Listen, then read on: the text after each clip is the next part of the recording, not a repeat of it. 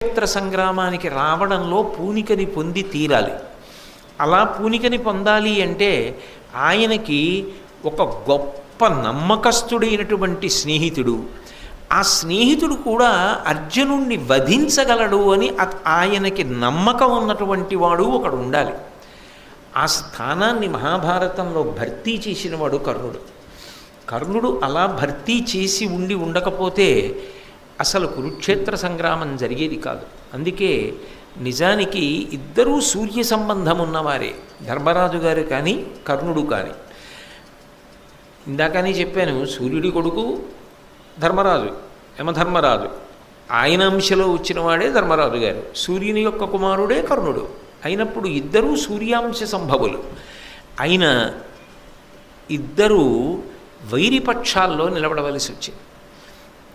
కానీ కర్ణుడి యొక్క జీవితాన్ని